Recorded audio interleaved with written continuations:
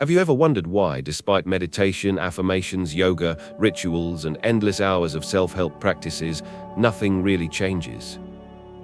Why do you feel that the universe ignores your prayers, that your mind remains restless, that the same patterns keep repeating? This is the terrifying possibility Carl Jung warned us about. That all your spiritual practices might be nothing more than a performance staged by the ego, a mask covering what you do not want to face. And here lies the secret no one wants to admit. Spirituality that avoids the shadow only strengthens illusion. And instead of awakening, it traps you more deeply in a prison built by your own mind. We live in a culture obsessed with positivity, progress, and transcendence. Everywhere you look, from social media feeds to self-help books, from New Age retreats to glossy advertisements, you are told the same message. Focus on the positive. Stay in the light. Let go of negativity. At first glance, this sounds noble, even empowering. Who wouldn't want to surround themselves with love, happiness, and high vibration? But Carl Jung saw the hidden danger in this obsession. He recognized that what society calls light can easily become another disguise, another mask, another prison. Because when you constantly seek the light, you begin to fear the dark. You push away the emotions that make you uncomfortable, the anger, the envy, the grief, the shame. You silence the parts of yourself that don't fit the polished image of spiritual awakening. And what you repress doesn't vanish, it goes underground. Jung called this hidden dimension the shadow. It is not simply evil or bad. The shadow contains everything you reject, everything you deny, everything you exile into silence. That could be your rage, yes, but also your creativity, your sexuality, your authentic power, your deep unspoken desires. And when you deny the shadow, you also deny your own depth. This is why so many seekers get trapped in the cycle of chasing light. They meditate, they chant, they do yoga, they read endless spiritual texts, but deep down, they are terrified of what will surface if the mind goes truly silent. So they use spiritual practice not as a door into wholeness, but as a shield to block out the parts of themselves they don't want to see. Jung warned us that this is not spirituality. This is spiritual bypassing. And it is far more dangerous than ignorance, because it disguises itself as progress. You think you are evolving, but in reality you are running in circles, avoiding the very confrontation that would set you free. Think of the person who always insists on being positive. They smile constantly, they radiate good vibes, they insist that everything is perfect. But beneath that performance, their unacknowledged pain is festering. Their anger leaks out in passive-aggressive remarks. Their grief erupts in moments of isolation. Their unspoken fears shape the choices they make, leading them into the same cycles again and again.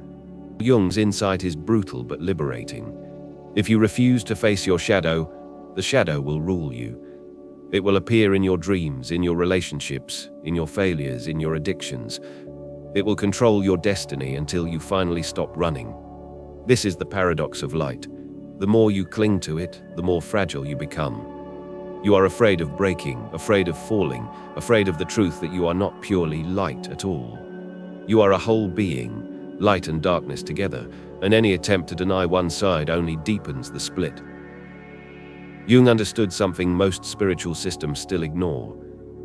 Darkness is not the opposite of growth. It is the path to it. When you confront the parts of yourself you fear, you recover the energy you've been suppressing for years. Your anger becomes vitality. Your fear becomes courage. Your shame becomes compassion. What once seemed like poison turns into medicine, but only if you are willing to face it. So the trap of the light is not just a cultural obsession. It is a personal one. Every time you say, "I shouldn't feel this way," you feed the trap. Every time you say, "I need to stay positive," you push yourself further into denial. Every time you pretend to be enlightened when you're actually confused, you tighten the chains. And here is Jung's challenge to every seeker. The point of spiritual practice is not to shine brighter than others, not to escape into a fantasy of perfection. The point is to become whole. And wholeness demands courage. The courage to descend as well as ascend, to face the night as well as the day, to meet yourself not only in what is beautiful, but also in what is terrifying. Because until you make peace with your shadow, every ritual you perform, every mantra you repeat, every affirmation you whisper, will be nothing more than words bouncing off the surface of a fractured soul. Why do so many people feel that their spiritual practices are failing? They meditate but still feel restless. They pray but still feel unanswered. They visualize but nothing manifests. They repeat affirmations, yet doubt lingers in the background. At first, this seems discouraging. You might conclude that something is wrong with you, that you lack discipline, that you are not pure enough, not spiritual enough, not chosen enough. But Jung would say, what you call failure may not be failure at all. It may be the most important signal you will ever receive. Because the collapse of your practice reveals something the ego cannot accept, that you are not in control of your own depths, that there are forces within you, ancient and unconscious, that refuse to be bypassed by shallow rituals. Your shadow is not impressed by positive words. Your wounds are not erased by pretending they do not exist. Your unconscious does not bend to the surface will of the ego. Here lies the paradox. Your practice fails because it is working. It is revealing that you have built it on the wrong foundation. You are not engaging the self. You are polishing the mask of the ego. Consider meditation. Many people approach meditation as an escape, a way to silence the mind so they no longer have to feel their unresolved emotions. And when those emotions surface, when grief, anger, or fear rises up during stillness, they think they are doing it wrong. They give up, believing the practice doesn't work. But in truth, that eruption of the shadow is the practice. The discomfort is the doorway. What they call failure is actually the beginning of real contact with the unconscious. The same is true of prayer. If you pray as though the universe is a vending machine, demanding outcomes without transformation, your prayers will feel empty. And yet that emptiness is a message. It is telling you that prayer is not about control, but about surrender, not about bending reality to your desires, but about entering into relationship with something larger than your ego's wishes. Affirmations follow the same law. If you repeat, "I am abundant," while secretly believing "I am worthless," the affirmation fails. But that failure is the revelation. It points you directly to the place where healing must begin. Without the failure, you would continue pretending. Jung insisted that the unconscious resists falsehood. You cannot trick it with surface positivity. You cannot negotiate with it by pretending you are already whole. If you are fractured, the unconscious will remind you through dreams, through symptoms, through repeating patterns in your relationships. What looks like failure on the surface is a deeper intelligence guiding you toward truth. Think of this paradox as the hidden architecture of spiritual life. Your practices are designed to crack open your illusions, not to reinforce them. If they succeed too easily, they may only be strengthening your ego. If they collapse, if they bring you face to face with your wounds, if they frustrate you until you ask deeper questions, that is when they are beginning to do their real work. This is why Jung often spoke of the necessary defeat of the ego. It is not pleasant, it feels like breaking, but in that breaking something larger emerges. Only when the surface identity shatters can the deeper self shine through. So the paradox is this: the failure is the initiation. What feels like spiritual collapse is actually the shadow's invitation. What feels like loss of progress is actually the stripping away of illusion. The wrong turn is the only road that leads inward. And perhaps the most radical truth of all, if your spiritual practices never failed, you would never awaken. You would remain trapped in a dream of false progress, mistaking performance for transformation. The breakdown is not the end of the path, it is the beginning of the real one. Carl Jung left us with one of the most profound maps of the human psyche, a triad that defines every spiritual journey: the ego, the shadow, and the self. And understanding this triad is the key to why most spiritual practices feel hollow and why only a few ever reach genuine transformation. Let's begin with the ego. The ego is the mask you wear, the part of you that says I. It is your conscious identity, the one who wants to be seen as successful, spiritual, enlightened, strong. The ego is not evil, it is necessary. Without it, you could not function in society. It organizes your sense of self, your ambitions, your choices. But the ego has one fatal flaw: it mistakes itself for the whole. It believes the tiny fraction of you that is conscious is the entirety of your being. and because of that it resists anything that threatens its fragile control. Then comes the shadow. The shadow is everything the ego refuses to claim. It is the denied, the repressed, the unwanted. But here is where most people misunderstand Jung. The shadow is not only darkness in the moral sense. Yes, it holds anger, envy, greed, fear, shame, but it also holds immense treasures. Your wild creativity, your instinctual power, your unapologetic desire, your capacity for depth and intensity. Every part of you that was once rejected by parents, by society, by your own fear, has been cast into the shadow. And yet those rejected pieces never die. They live underground, shaping your behavior from the depths. Finally, there is the self. The self is not the ego, and it is not the shadow. It is something much greater, the totality of who you are, both conscious and unconscious, both light and dark, both human and divine. Jung often compared the self to a mandala, a symbol of wholeness, of the eternal order beneath chaos, of the unity that contains all opposites. The self is what mystics across cultures have called the soul, the Atman, the inner God image. It is the root from which your ego grows, and it is the goal toward which your entire life secretly moves. So why do spiritual practices often fail? Because most people mistake polishing the ego for awakening the self. They sit in meditation not to face themselves, but to escape themselves. They pray not to surrender, but to bargain with life. They affirm not to integrate, but to deny. They try to stack more light on top of the ego, while leaving the shadow untouched in the basement of the psyche. This is why Jung was so radical. He said, the true self cannot emerge until ego and shadow meet. Integration is the path. Light alone is not enough. Darkness alone is not enough.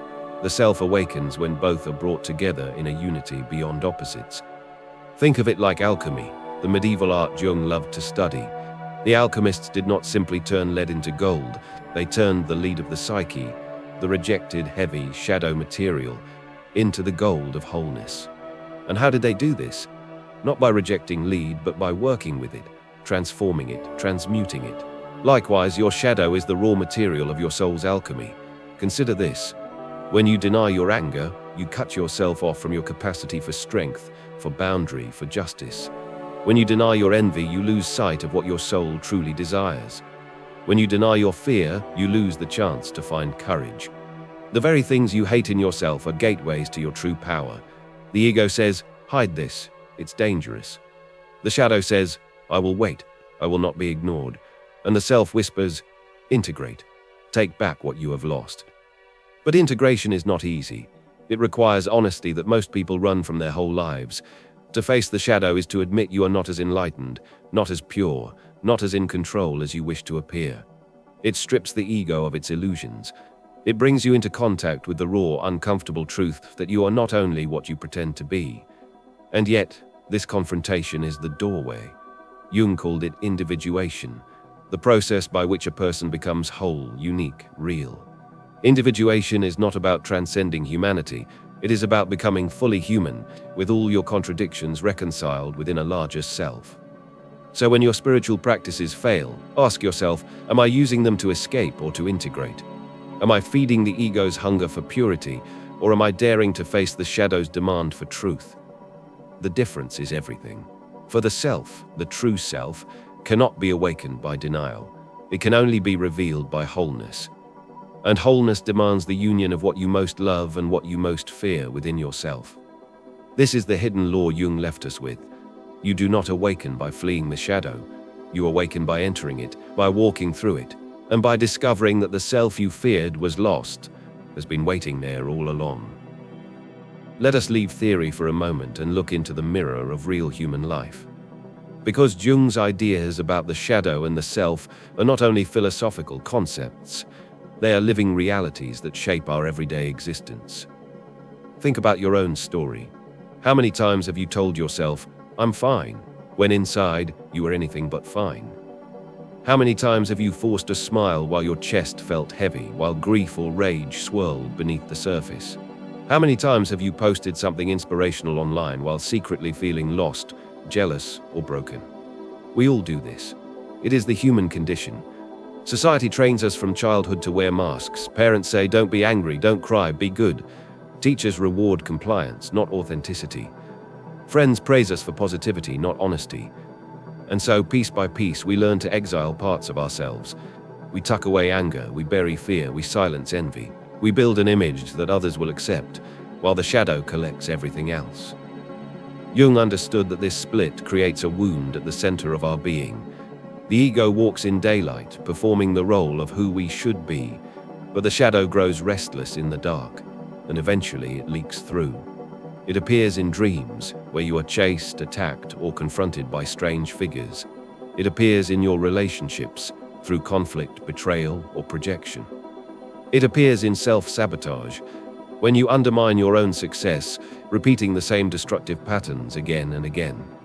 This is why Jung said, "Until you make the unconscious conscious, it will direct your life, and you will call it fate." What you call bad luck, toxic partners, or repeating mistakes may not be fate at all. It may be your shadow trying to get your attention. But here is where the paradox becomes liberating. The shadow is not your enemy. It is the part of you that still remembers your wholeness.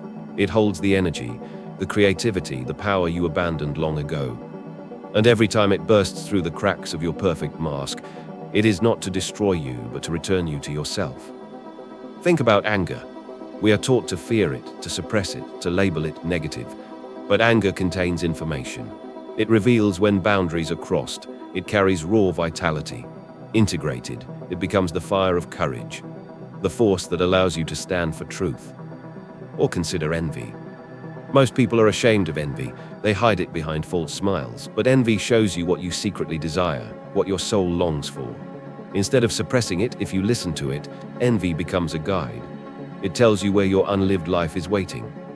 Even fear, so often paralyzing, hides a gift. Fear shows you the threshold between the known and the unknown. It is the gatekeeper of growth. To deny fear is to remain stuck. To face it is to discover strength you didn't know you had. In this way, the shadow does not come to punish you. It comes to awaken you. Every uncomfortable emotion is a messenger, every unwanted trait, a fragment of your soul knocking at the door. But most people ignore the knock. They pile more light on top, more affirmations, more positive thinking, more rituals to mask the wound. They keep polishing the mask, while the shadow waits in silence. And so the cycle repeats. The invitation then is radical honesty. To sit in silence and admit, I am jealous, I am afraid, I am angry, I am not as enlightened as I pretend to be. This honesty feels dangerous to the ego, but it is the very medicine the soul requires. Because once you name what you are hiding, you take back its power. What was once unconscious becomes conscious. What once controlled you from the shadows becomes available for integration. The mirror no longer lies. You begin to see yourself not as a fragmented performer, but as a whole, complex being. And in that moment, something astonishing happens. Compassion is born. When you admit your own shadow, you begin to understand the shadows of others. Instead of judging them for their flaws, you recognize your shared humanity. Instead of projecting your rejected parts onto the world, you reclaim them as your own. This is the human mirror Jung wanted us into. Not the polished surface of perfection, but the cracked, raw, authentic reflection that shows both light and dark. And when you dare to look without turning away, you discover that the shadow was never your enemy. It was your hidden ally, guiding you back to the truth of who you are. So now the question turns back to you. What will you do with this knowledge? Will you continue chasing the light while avoiding your own darkness, or will you dare to enter the places you've always feared? Carl Jung made it clear. The real path of awakening is not the path of escape. It is not about floating above life in endless positivity or bypassing your pain with rituals. It is about turning inward with courage, meeting yourself fully, without filters, without masks, without excuses. This is why so many people stop before the real journey begins. They want comfort, not transformation. They want techniques, not truth. But spiritual awakening is not meant to comfort the ego. It is meant to dissolve it, to strip away its illusions, to lead you to a deeper self that cannot be shaken. When you integrate your shadow, your practices take on a new meaning. Meditation is no longer a way to run away from thoughts. It becomes a sacred meeting with them. Prayer is no longer a demand for outcomes. It becomes a conversation with the mystery. Rituals are no longer performances for others, they become doorways into communion with the self. And the paradox is this: the moment you stop trying to be pure and instead allow yourself to be whole, shadow and light together, is the moment your spiritual practices begin to truly work. Because they are no longer about pretending. They are about becoming. This is the invitation. Not dramatic, not glamorous, but deeply mystical. To meet yourself entirely, and in that meeting, to awaken to the wholeness you've been searching for all along. So we return to the beginning. Why aren't your spiritual practices working? Because they are not meant to work until you meet the one who is practicing them, your whole self. The shadow waits not as your enemy, but as your gatekeeper. And beyond it lies the self, the silent, eternal truth that cannot be shaken by failure, because it is larger than both light and darkness. The secret Jung left us with is this: you are not here to escape yourself. You are here to become yourself entirely. And only when you embrace the shadow do you finally awaken to the light that was never separate from you at all.